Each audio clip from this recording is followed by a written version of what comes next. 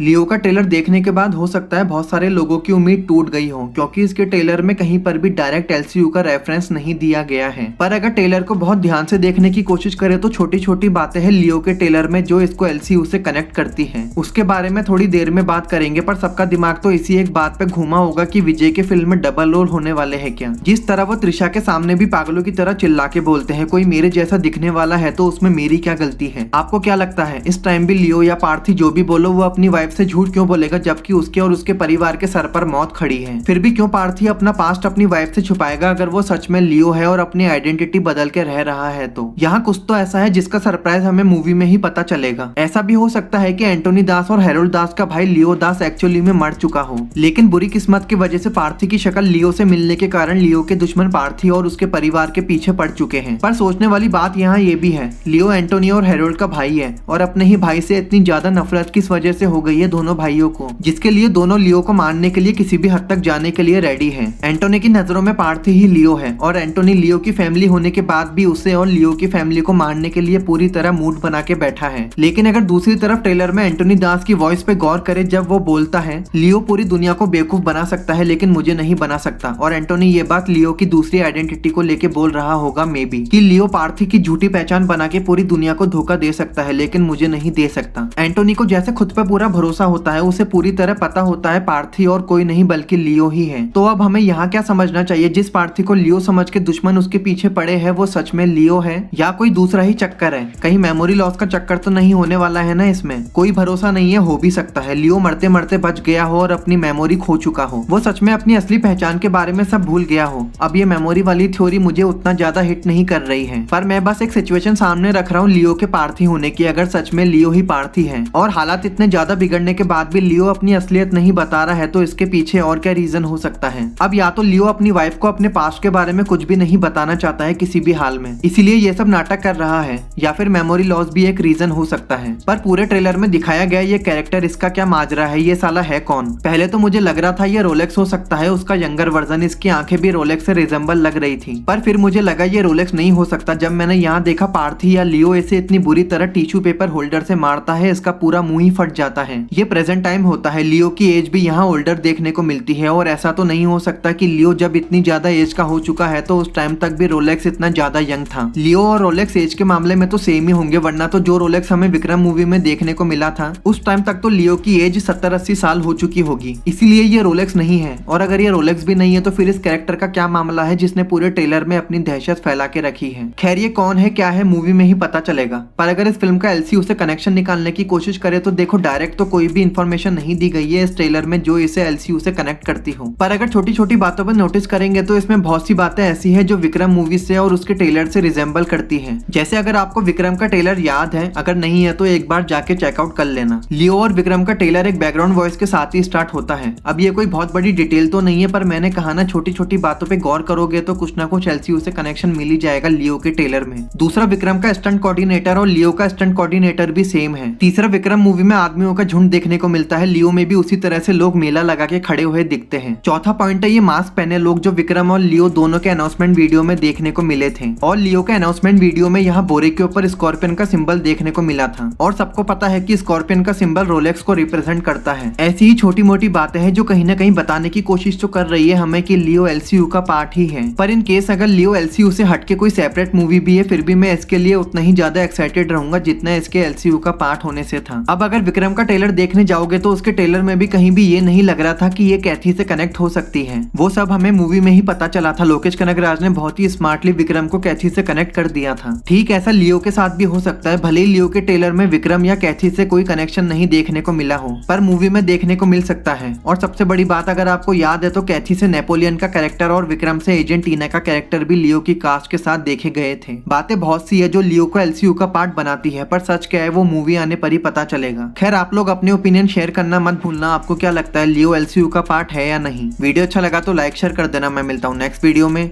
Bye.